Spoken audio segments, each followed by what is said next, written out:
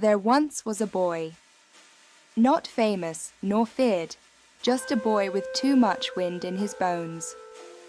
He was born among thorns and restless skies, and they say his name never stuck for long. He listened to owls argue with the dark and threw stones at clouds to test their patience. His mother rarely spoke. An old uncle told him, names carry power. One day, they say, the boy whispered to the rain, and the rain replied. That was the beginning. That was the danger. He didn't learn magic from books. First, he learned silence.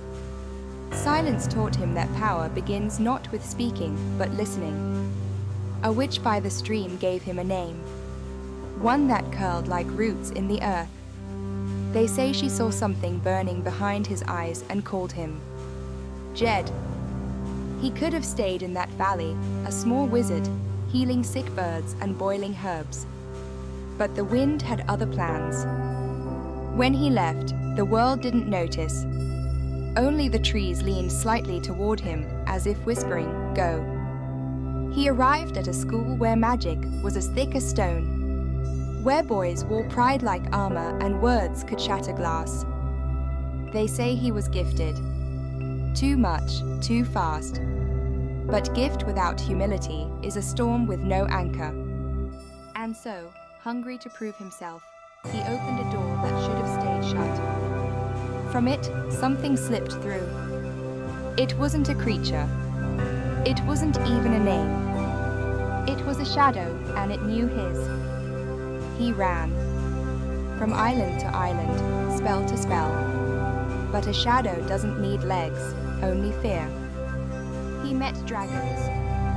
Not all of them roared. Some asked questions that hurt more than fire. He asked the wind for its name, and it answered, trembling. Because names, real names, recognize each other. There came a day he stopped running. He turned, not with a sword, but with understanding. They say he sailed into a fog no one could follow.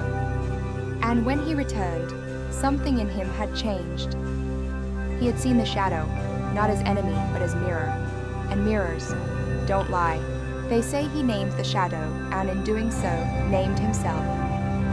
He didn't destroy it. He welcomed it. Because sometimes, the only way forward is through your own darkness. The world didn't cheer. No songs were sung.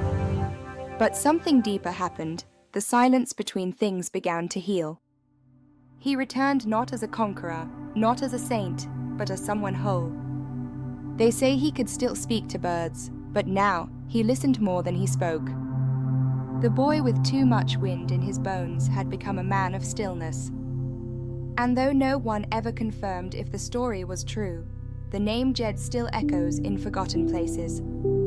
Because some stories aren't meant to be proven, only remembered and passed on like flame in the dark.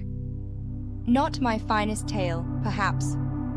Too many pauses, too much missed. But it's the one I've carried the longest.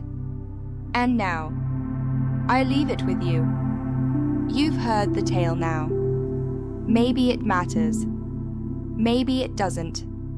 But if it sparked something, even a whisper, then I'd say it was worth telling.